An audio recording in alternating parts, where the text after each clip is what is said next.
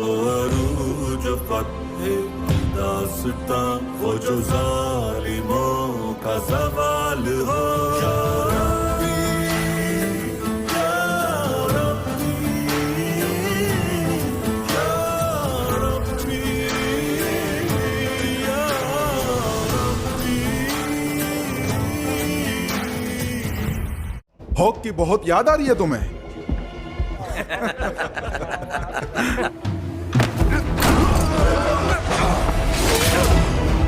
मेरे भाई गोंद को मेरा सलाम जरूर कहना कि जब अमीर सलाहुद्दीन जिसे चाहे अपनी मर्जी से सोना बांटेंगे तो इंसाफ पर यकीन करने वाला कोई नहीं बचेगा। ये वाज़े तौर पर मुझसे बगावत का ऐलान है। बाबा ये सब क्या हो रहा है? मुझे भी बताइए बाबा, क्या किया उसने? एक लफ्ज में कहूं तो गद्दारी। शाहवार की मौजूदगी में कुछ नहीं कहा, लेकिन ये मामला बहुत अहम है। कुछ भी करो, शायर के कातिल को तलाश करो जो जंगियों की मदद सराही करते हुए मारा गया था। अमीर सलाहुद्दीन भी गुस्से के इतने ही तेज है। वो एक अलग ही इंसान है।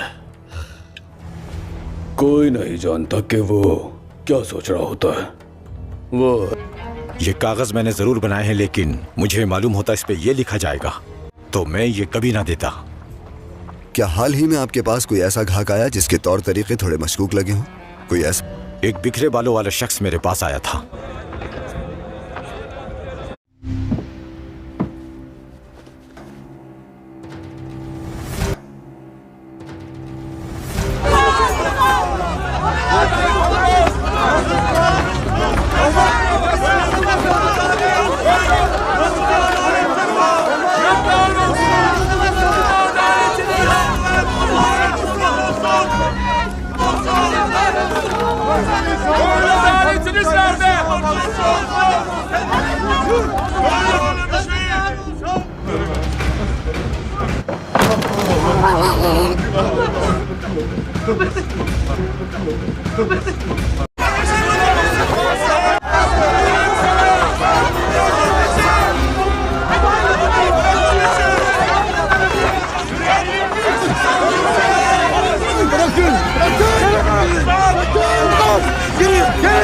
Selam sana Meryem.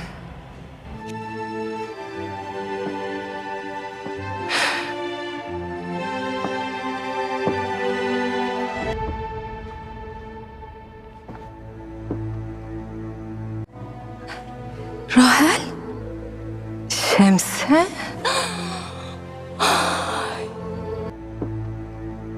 Şemsem.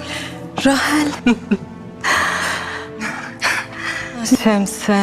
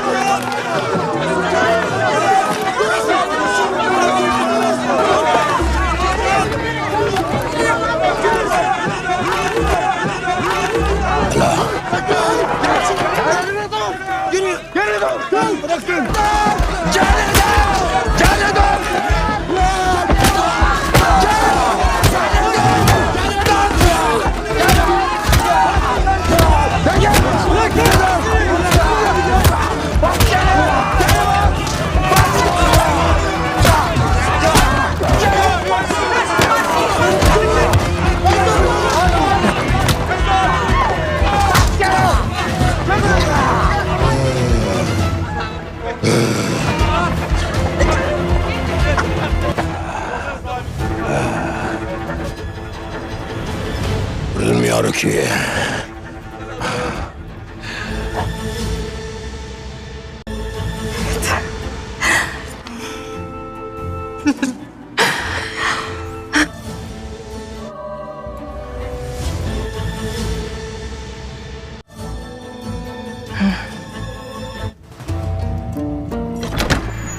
Vezirim.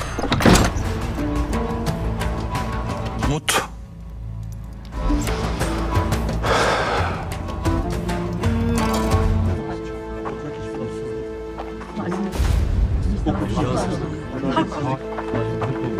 Sultan Nurettin'i!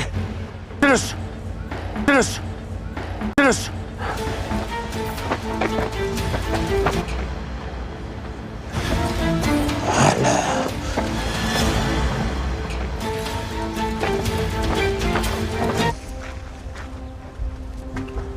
Haklı.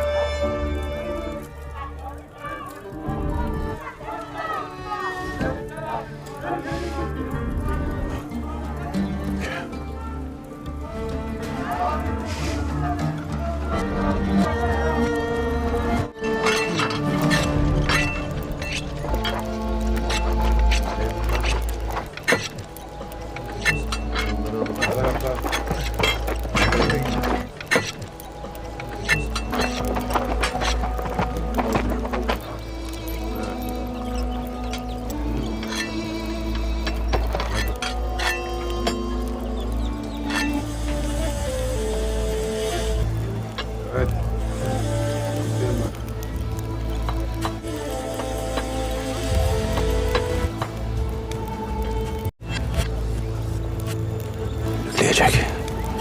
Şaver'i bir kolda. Bir de bu ateşin içine atmak isterler.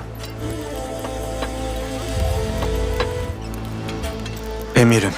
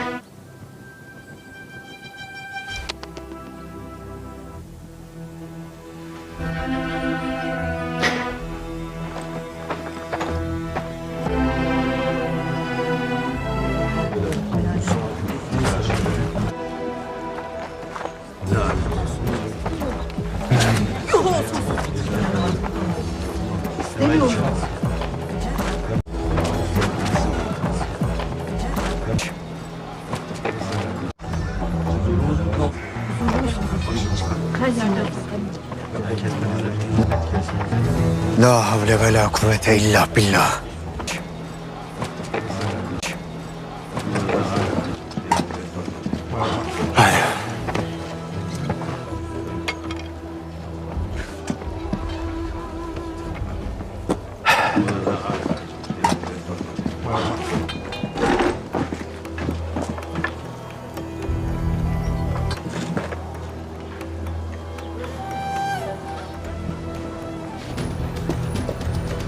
Eyvallah.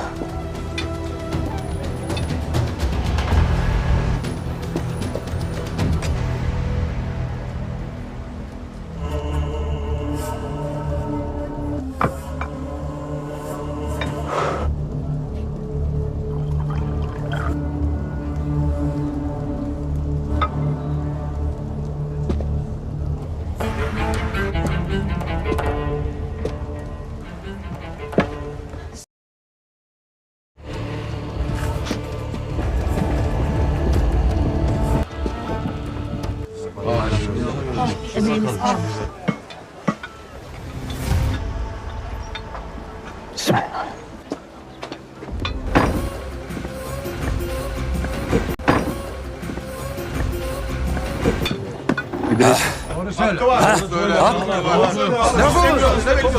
Gidin buradan. Gidin. Gidin buradan.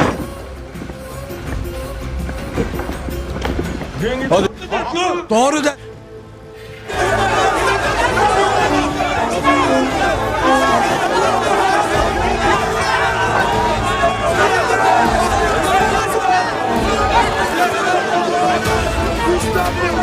Emirim. Haydi gidelim. Defolun.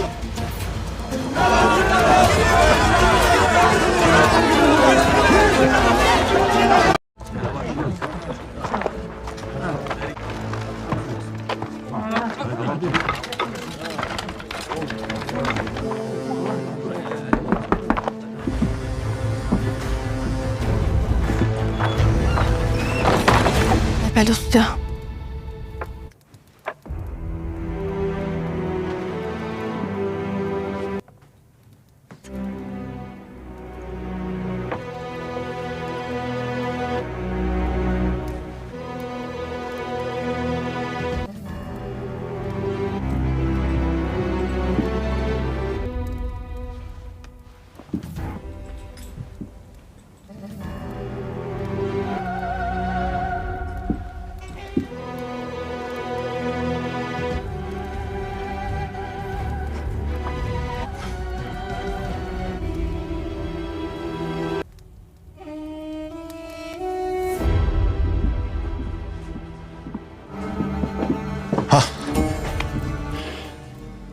Emir Selahattin.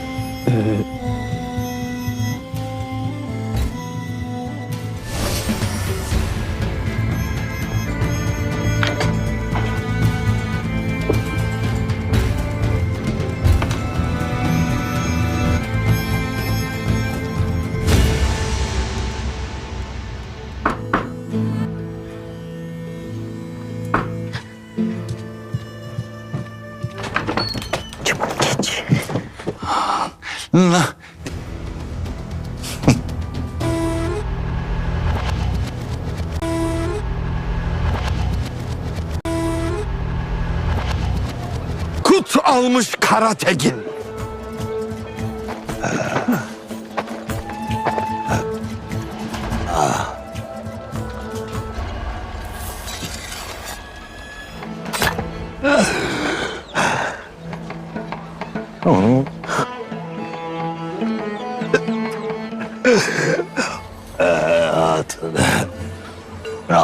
Raya.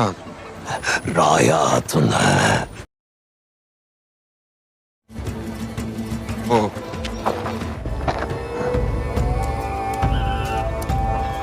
Öyle. Öyle. Raya.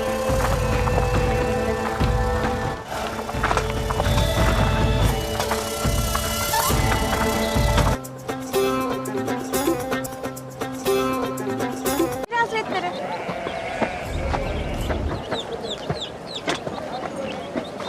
Emir Hazretleri.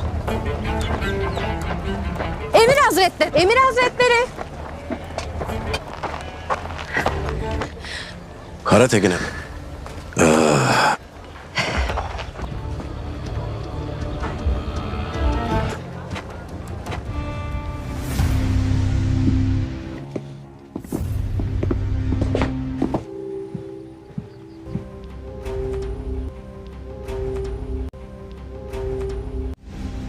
अस्सलाम वालेकुम नाजरीन। इस episode के आगाज़ में हम देखते हैं सलाहुद्दीन बैठा था। इतने में ही वहाँ पर सिपाही पहुँचते हैं और कहते हैं मेरे अमीर, हमने अतराफ़ का जायज़ा ले लिया है लेकिन वो शख्स तो गोया उड़ ही गया हो, कहीं नज़र नहीं आया। सलाहुद्दीन खामोश था।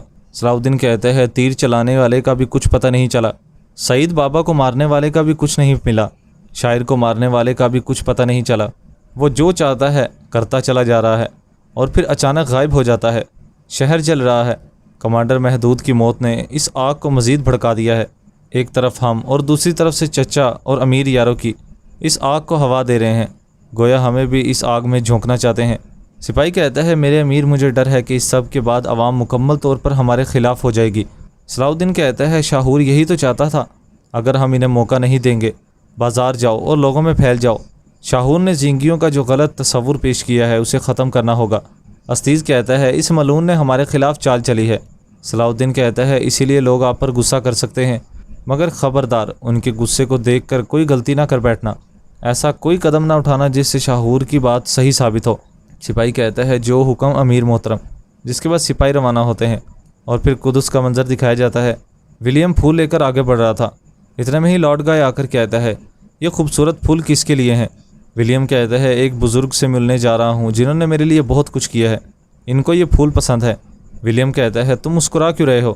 لارڈ گائے کہتا ہے تم ایک عجیب شخص ہو ولیم، سارا دن کام کرتے ہو اور ساری رات تو کتب خانے سے باہر نہیں آتے ہو، پڑھتے جاتے ہو، لیکن اب ہاتھ میں پھول اٹھائے کسی بزرگ کا دل جیتنے جا رہے ہو۔ ولیم کہتا ہے مصروف دن گزارتا ہوں، اس میں عجیب کیا بات ہے؟ لارڈ گائے کہتا ہے تم عام انسان نہیں لگتے میرے دوست، زندگی کی تمام رنگینیوں سے بہت دور ہو تم، یہ سب کچھ کیسے برداشت کرتے ہو؟ ولیم کہتا ہے زندگی کا تجربہ ہر کسی کا مختلف ہوتا ہے۔ لارڈ گائے کہتا ہے زندگی کے ہر رنگ کو چکھے بغیر، اس سے لطف اندوز ہوئے بغیر تم یہ سب کچھ کیسے کہہ سکتے ہو؟ ولیم کہتا ہے خزانے اور طاقت کے پیچھے بھاگنے والے لوگ تمہارے خیال میں وہ زندگی کی حقیقت سے واقف ہوتے ہیں؟ نیچے کیا ہو رہا ہے یہ سمجھنے کے لیے اوپر سے دیکھنا ضروری ہے۔ لارڈ گائے کہتا ہے تمہاری نظر تو اوپر کی طرف ہے ولیم، بعض اوقات مجھے لگتا ہے کہ تم اپنے آپ کو قدس کے تخت کے لائق سمجھتے ہو۔ ولیم کہتا ہے تمہاری طرح۔ لارڈ گائے کہتا ہے تمہارے جیسے شخص کا ہم خیال ہونا خود کو محفوظ کرنے کے برابر ہے۔ ولیم کہتا ہے ہمارے صرف چند مقاصد ایک جیسے ہیں، مجھے صرف قدس کا خیال ہے، جس کے بعد وہ وہاں سے روانہ ہو جاتا ہے۔ ادھر دوسری جانب صلاح الدین کے آدمی بازار میں پھیل چکے تھے۔ سپاہی کہتا ہے یہ لوگ تو ہمیں اپنا دشمن سمجھ رہے ہیں۔ لوگ وہاں پر سپاہیوں کو دیکھ کر کہہ رہے تھے یہ لوگ چلے کیوں نہیں جاتے؟ خلیل کہتا ہے فیصلہ بھی ہم نے ہی سنایا ہے اور پھانسی بھی ہم نے دی ہو جیسے ایسے سوچ رہے ہیں۔ اتنے میں ہی کچھ لوگ آ کر ان کو ٹکر لگاتے ہیں۔ خلیل کہتا ہے آرام سے۔ آدمی کہتا ہے راستے کے بیچ میں چلنے والے تم ہو۔ سپاہی کہتا ہے معاف کریے گا، اپنے راستے پر جائیں، جس کے بعد وہ وہاں سے چلے جاتے ہیں۔ خلیل کہتا ہے لا حول ولا قوت الا باللہ۔ دوسرا سپاہی کہتا ہے پرسکون ہو جاؤ میرے بھائی، امیر محترم نے کہا تھا کہ کوئی غلط اقدام نہیں اٹھانا، ہم بازار میں کیوں آئے ہیں؟ خلیل کہتا ہے ان لوگوں کی نظروں میں اپنے لیے نفرت دیکھنے، آؤ ذرا یہاں پر بیٹھ کر کچھ پی لیتے ہیں، جس کے بعد وہ وہاں پر بیٹھ جاتے ہیں۔ وہاں پر سب لوگ بیٹھے ان کی جانب کافی حیرانگی کی نظروں سے دیکھ رہے تھے۔ سپاہی وہاں پر بیٹھتے ہیں۔ ایک سپاہی کہتا ہے میدان جنگ میں کھڑا دشمن بھی مجھے اس طرح نہیں دیکھتا ہے میرے بھائی، جس طرح سے یہ لوگ دیکھ رہے ہیں۔ دوسرا سپاہی کہتا ہے سرائے والے بات سنو، ہمارے لیے گرم کھانا لے کر آؤ۔ ادھر دوسری جانب خلیل بیٹھا کہہ رہا تھا استاد ہمیں پیاس لگی ہے، جلدی سے شربت لاؤ۔ اتنے میں ہی آدمی شربت لاتا ہے۔ دکاندار کہتا ہے تمہارے لیے 10 سکے ہوئے۔ خلیل کہتا ہے تجارت میں تمہارا میرا کیا ہوتا ہے، قیمت تو سب کے لیے برابر ہوتی ہے، 10 درہم۔ آدمی کہتا ہے میدان میں ہونے والی لاٹھی چارج کی بھی قیمت ہے، اس میں 10 درہم ادا کرو۔ سپاہی کہتا ہے معاف کریے گا، ہم نے کسی کو نہیں مارا ہے۔ دکاندار کہتا ہے جب بے گناہ لوگوں کو پھانسی دی گئی اور بے گناہ لوگوں کو پیٹا گیا تو کوئی افسردہ نہیں تھا۔ سپاہی کہتا ہے ہمارا اس سب سے کوئی لینا دینا نہیں ہے۔ خلیل کہتا ہے یہ سب کچھ تمہارے اپنے ملعون وزیر کا کیا دھرا ہے۔ دکاندار کہتا ہے تم لوگوں کو کوئی شربت نہیں ملے گا، نکل جاؤ میری دکان سے، جس کے بعد ان کو کھڑا کر کے نکالنے لگتا ہے۔ خلیل کہتا ہے اپنے ہاتھ پاؤں قابو میں رکھو۔ سپاہی کہتا ہے پرسکون ہو جاؤ خلیل، ہمارے صبر کا امتحان مت لو تم بھی۔ دکاندار کہتا ہے ایک تو ہمیں پیٹا اور ہم سے حسن سلوک کی توقع کر رہے ہو، نکل جاؤ میری دکان سے۔ سپاہی کہتا ہے ہمیں یہاں سے چلے جانا چاہیے اس سے پہلے کہ بات بڑھ جائے، جس کے بعد وہ وہاں سے چلے جاتے ہیں۔ سپاہی کہتا ہے کاش میں نے امیر محترم سے وعدہ نہ کیا ہوتا، ورنہ میں اس شخص کا وہ حشر کرتا۔ کچھ نہیں کیا جا سکتا ہے، لیکن یہ سب ہمیں دشمن سمجھتے ہیں۔ اتنے میں ہی وہی آدمی باہر آ کر کہتا ہے میری مدد کرو پڑوسیوں، میری مدد کرو بھائیوں، ایک تو زنگیوں نے ہمیں پیٹا ہے اور اب ہماری دکانوں میں لوٹ مار کرنے آ گئے ہیں۔ سپاہی کہتا ہے یہ شخص اب کیا کہنا چاہتا ہے؟ سب آپس میں مخاطب ہو کر کہتے ہیں یہ سعدی کیا کہہ رہا ہے؟ دکاندار کہتا ہے ان دونوں نے میری دکان میں آ کر مجھ سے خراج مانگا اور مجھے دھمکیاں بھی دی۔ سب لوگ ان کو وہاں پر گھیر لیتے ہیں۔ اس ایپیسوڈ کا اختتام یہیں پر ہو جاتا ہے۔ ایپیسوڈ پسند آئے تو ویڈیو کو لائک کر دیں اور چینل کو سبسکرائب کر دیں، ساتھ ہی کے بیل نوٹیفیکیشن کو آل کر دیں تاکہ جیسے ہی نیکسٹ ایپیسوڈ آئے تو اس کا نوٹیفیکیشن آپ کو مل جائے اور آپ اس کو فوراً واچ کر سکیں۔ اب انشاءاللہ ملاقات ہوگی نیکسٹ ویڈیو میں، تب تک کے لیے اپنا خیال رکھیں، دعاؤں میں یاد رکھیں۔ اللہ نگہبان۔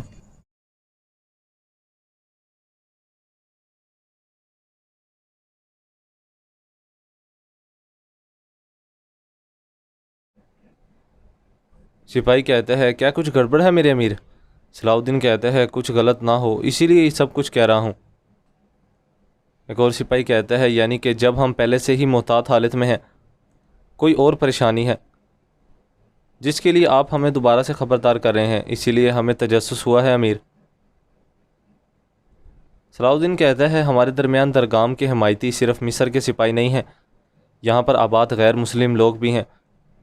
انہیں جس شکست کا سامنا کرنا پڑا ہے اس کی وجہ سے وہ کہیں چھپ گئے ہوں گے۔ انہیں جس شکست کا سامنا کرنا پڑا ہے اس کی وجہ سے وہ کہیں چھپ گئے ہوں گے۔ کب اور کس صورت میں وہ فتنے کو ہوا دیں گے یہ واضح نہیں ہے، اسی لیے ہمیں محتاط رہنے کی ضرورت ہے۔ جس طرح سے لوگوں کی حفاظت ہم کر رہے ہیں تمہارے اپنے اور ایک دوسرے کی حفاظت کے لیے ہے۔ ایک سپاہی کہتا ہے آپ حق بجان ہیں میرے امیر۔ صلاح الدین کہتا ہے شمالی سرزمین اور ان کے لوگوں کی صفات کو ہم جانتے ہیں، ہوا میں اڑنے والے پرندوں کو، زمین پہ آنے والے ان کے سائے سے پہچانتے ہیں، لیکن یہ قاہرہ ہے، ہم ابھی تک ہر تفصیل سے آشنا نہیں ہیں، لیکن ایک دن آشنا ہو جائیں گے۔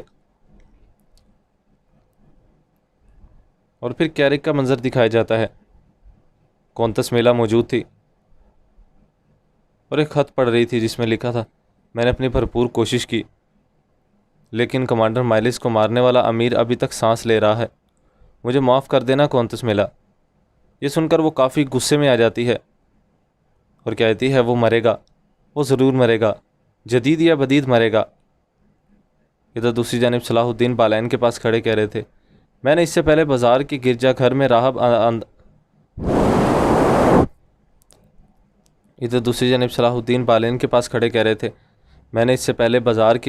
میں راہب آندرے کو دیکھا ہے۔ بالین کہتا ہے کیسے، یعنی کہ کیا تم ایک دوسرے کو جانتے ہو؟ وہاں پر ایک اور شخص کھڑا تھا، کہہ رہا تھا نہیں جانتے، جب میں وہاں پر راہب برونو کو ڈھونڈنے گیا تھا۔ صلاح الدین کہتا ہے لیکن تم اس گرجا گھر کے راہب کی طرح تھے۔ بالین کہتا ہے امیر صلاح الدین، راہب آندرے یہاں پر ایک اور معاملے کے لیے آئے ہیں، لطیف اور دوسرے مسلمانوں کے معاملے میں جو ابلین سے جلا وطن ہوئے تھے، ہمیں حل کے لیے آپ کی مدد کی ضرورت ہے۔ ادھر دوسری جانب کونتس میلہ موجود تھی اور کہہ رہی تھی یعنی کہ عظیم کمانڈر مائلس بالکل اکیلا چھوڑ دیا گیا ہے، یعنی کہ اتنے خطرناک اور مشکل خطرات سے نہتہ نبٹنے والے سپاہی کی عظیم ترین بادشاہت حفاظت نہیں کر سکی۔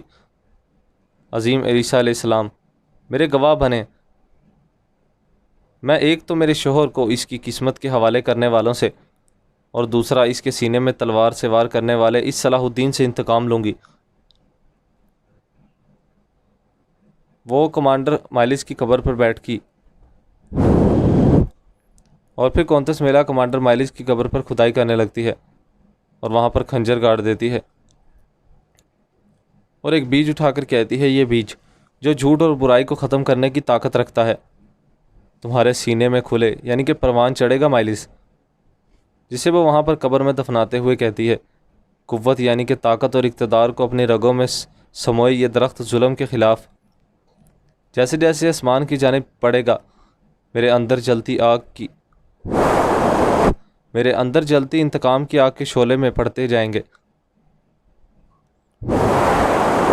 میرے اندر بڑھتی انتقام کی آگ کے شعلے بڑھتے جائیں گے۔ راحت میں رہو مائلس، میں انتقام لوں گی ہر ایک سانپ سے جس نے تمہیں قبر میں لا ڈالا ہے۔ ادھر دوسری جانب صلاح الدین کہہ رہے تھے تمہارا منصوبہ کام کر سکتا ہے لیکن پکڑے گئے تو تم اسے کسی کو سمجھا نہیں سکتے ہو۔ بالین کہتا ہے قلعے کا کماندار راہب آندرے کو قریب سے جانتا ہے اور اس کا مشکور بھی ہے، وہ بخوبی ہمارے لیے اپنا دروازہ کھولے گا۔ وہاں پر کھڑا شخص کہتا ہے حکیم لطیف کہتا ہے کئی سالوں کے بعد ہمیں جو کچھ ہمارا حق ہے اسے واپس لینے کا موقع ملا ہے، برائے کرم امیر صلاح الدین ہماری مدد کریں۔ صلاح الدین کہتا ہے ٹھیک ہے، میں اپنی بہترین آدمیوں کو تمہارے ساتھ بھیجوں گا۔ ایک اور آدمی کہتا ہے لیکن ہمیں خاص طور پر کس کی ضرورت ہے؟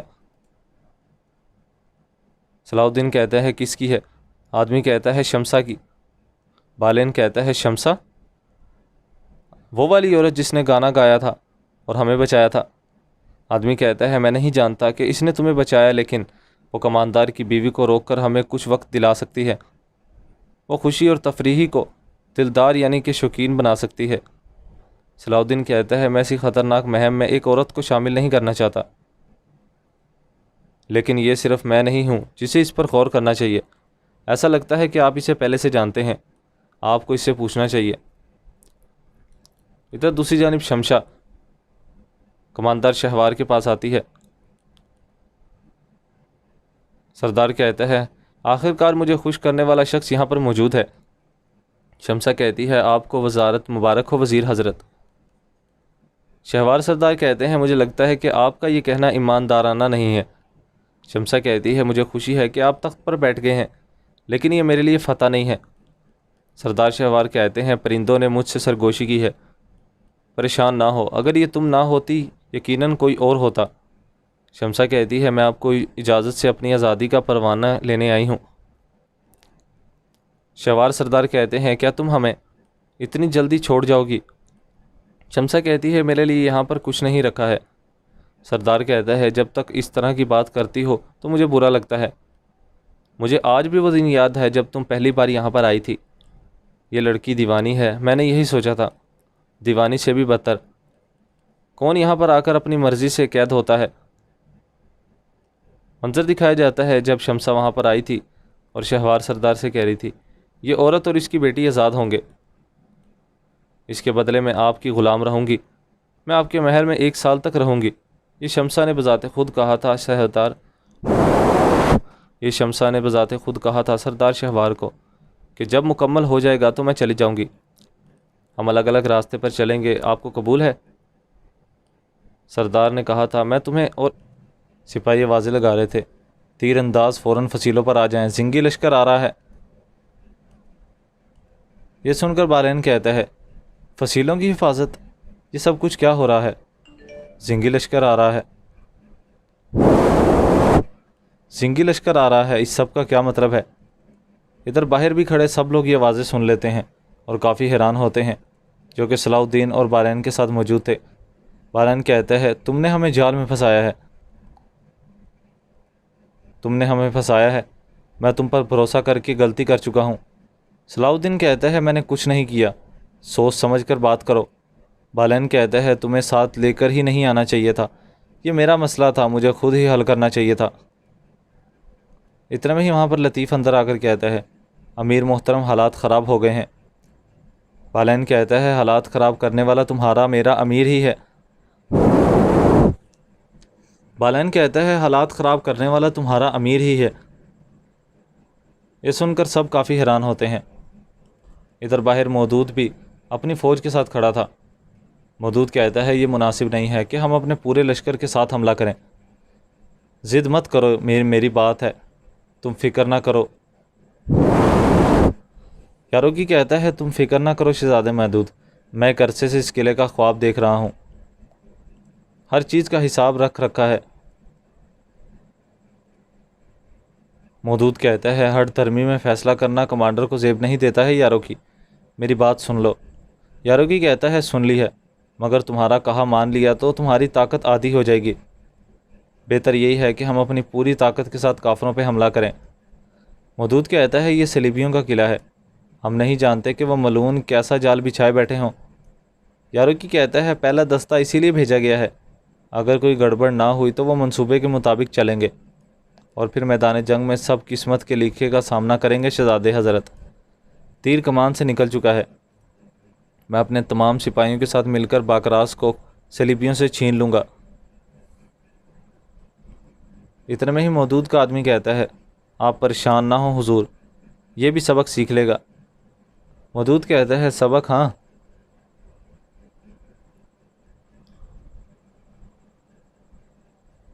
سپاہی کہتا ہے محاورہ ہے جلد بازی کرنے والا منہ کی کھاتا ہے، جب اسے منہ کی کھانی پڑے گی تو پھر اس سے اندازہ ہوگا۔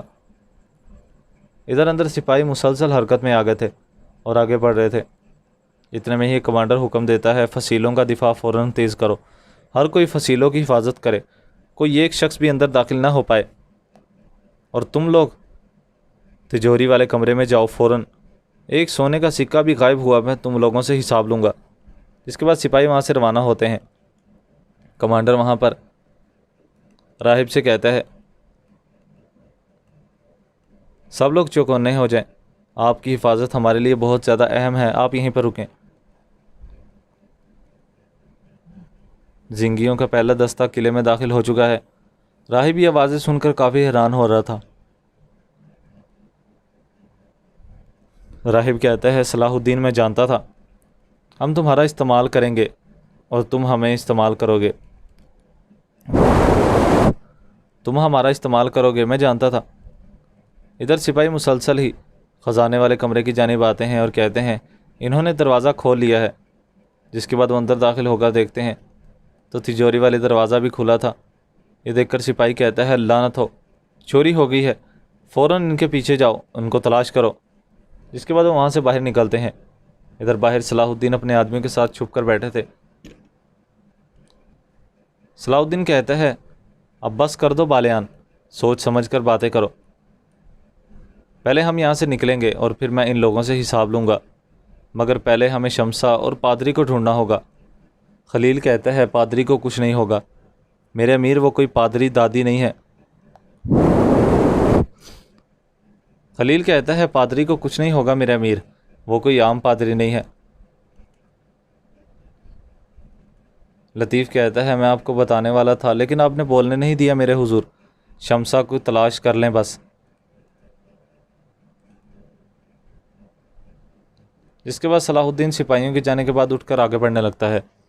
وہ لوگ وہاں سے نکل رہے تھے اور مسلسل آگے بڑھ رہے تھے۔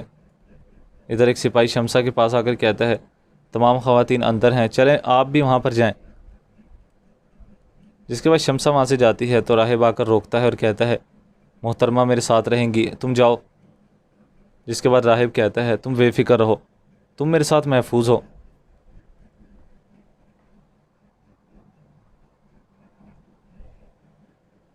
شمسا کہتی ہے مجھے اس بات کا یقین نہیں ہے فادر، میں آپ پر بھروسہ کیوں کروں، آپ نے ہم سے اپنی شناخت چھپائی ہے۔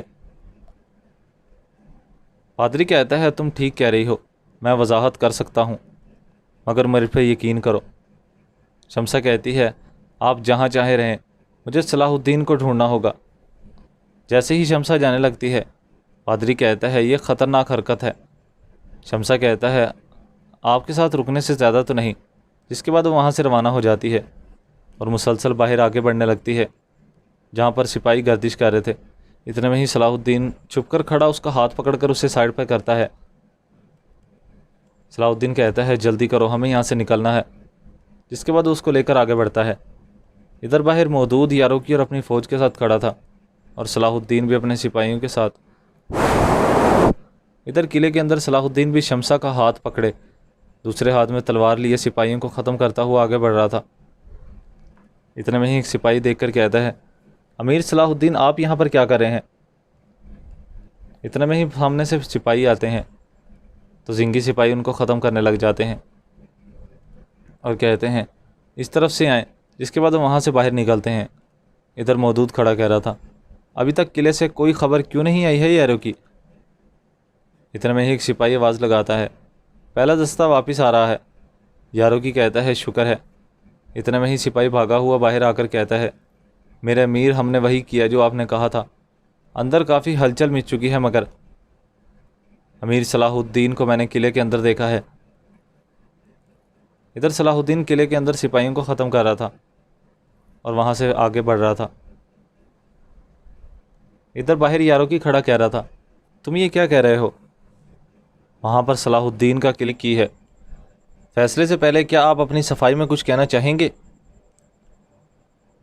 لارڈ گیوم کہتا ہے میرے عمل کی وجہ سے ریاست کو جو نقصان ہوا ہے میں اس کی ذمہ داری قبول کرتا ہوں۔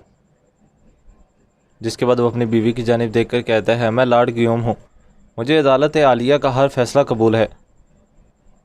جس کے بعد جج دونوں آدمیوں کی جانب اشارہ کرتا ہے۔ ایک آدمی کھڑا ہو کر کہتا ہے کوئی خط نما چیز جج کے حوالے کرتا ہے۔ جس کے بعد وہ وہاں پر اپنا حکم سنانے کے لیے تیار ہو جاتا ہے۔ سب لوگ وہاں پر کھڑے ہو جاتے ہیں۔ آدمی اپنا حکم سناتا ہے قدس کی عدالت عالیہ چوری شدہ کے برابر رقم لارڈ گیوم کے ذاتی مال سے وصول کر کے باکراس قلعے کی تجوری بھی بھیجنے اور مالیاتی نظام کو آشکار کی حفاظتی نظام کو خطرے میں ڈالنے کی سزا بھی لارڈ گیوم کو 5 سال قید کا فیصلہ سناتی ہے۔ یہ سن کر سابیلہ کافی زیادہ پریشان ہو جاتی ہے، جس کے بعد عدالت ختم کر دی جاتی ہے۔ سابیلہ کہتی ہے لارڈ گیوم کہتے ہیں اپنے آنسو صاف کر لو سابیلہ، تمہیں اپنے اور میرے لیے مضبوط بننا ہوگا۔ جس کے بعد گیوم کو سپاہی پکڑ کر لے کر جانے لگتے ہیں۔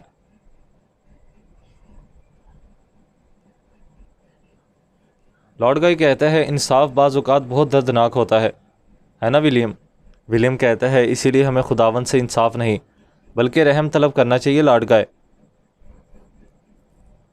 جس کے بعد سابیلہ بھی وہاں سے چلی جاتی ہے۔